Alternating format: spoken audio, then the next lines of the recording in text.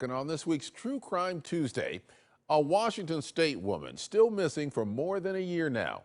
Our friends from Murder in the Rain podcast have more.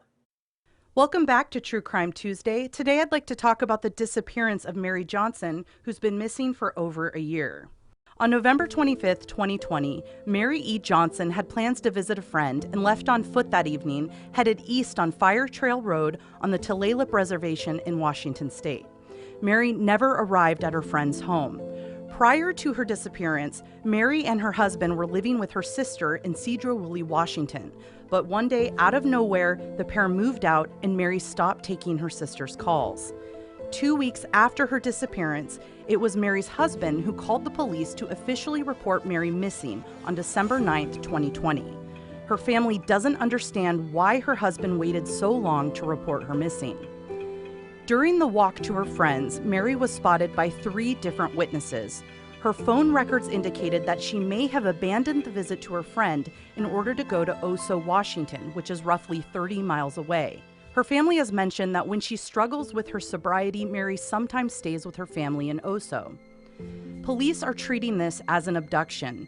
It's theorized that Mary may have accepted a ride from a passerby or was involuntarily taken. Mary's family has been searching for her for over a year with very little media attention until recently, and they hope that someone will now come forward with information.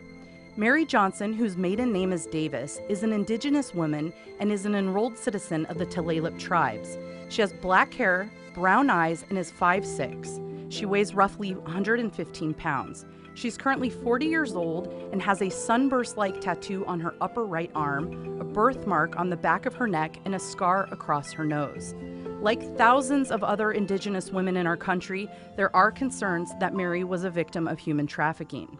The FBI is offering a reward of $10,000, and the Tulalip tribe is offering an additional $50,000 reward for information that leads to identification and conviction of those responsible for her disappearance.